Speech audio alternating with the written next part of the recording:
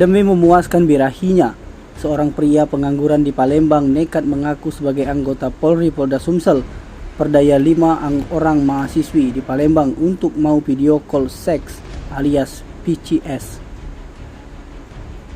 Tak hanya dimanfaatkan sebagai pemuas birahi, para korban tersebut juga diperas pelaku untuk kebutuhan hidup sehari-hari. Pengungkapan aksi pornografi itu setelah satu korban berinisial MAV, warga Kalidoni Palembang, yang melaporkan seorang pria yang dianggap sebagai mantan kekasihnya ke SPKT Polda Sumsel. Mendapatkan laporan tersebut, Subdit 5 Siber Ditreskrimsus Polda Sumsel menangkap SAS 26 tahun di kediamannya di Sematang Borang, Palembang.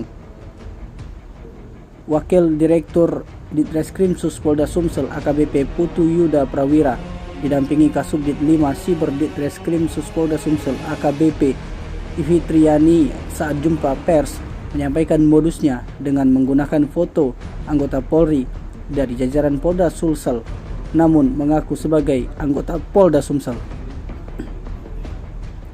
di mana jaringan hubungan antara korban MAV dengan tersangka SAS itu sudah berlangsung satu terakhir. Terpikat dengan memiliki pasangan seorang anggota kepolisian, membuat MAV terperdaya mau menuruti hendak tersangka SAS.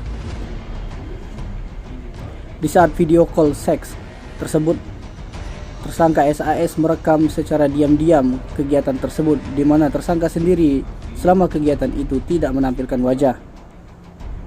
Dari laporan yang dibuat oleh korban SAS, dia mengaku sudah beberapa kali mentransfer uang kepada tersangka usai diancam akan menyebarkan video asusila tersebut hingga alami kerugian sebesar 5 juta rupiah.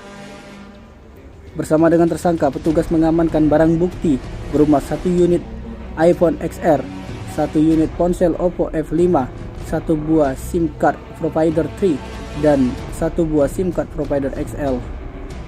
Atas perbuatan tersangka disangkakan melanggar pasal berlapis, yakni pasal 27 ayat 1 JO, pasal 45 ayat 1 tentang informasi dan transaksi elektronik atau ITE, dan pasal 4 ayat 1 JO, pasal 29 Undang-Undang Nomor 44 Tahun 2008 tentang pornografi.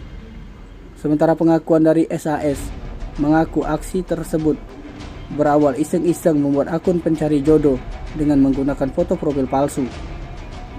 SAS juga mengaku korban yang terpikat dengan bujuk rayuannya itu barulah dimanfaatkan tersangka untuk memenuhi hasrat birahi dan memeras uang korban. Terlepas dari satu korban yang melaporkan, tersangka SAS juga sudah 5 wanita yang terpikat dan melakukan VCS bersamanya. Tim Liputan Sumsel TV melaporkan.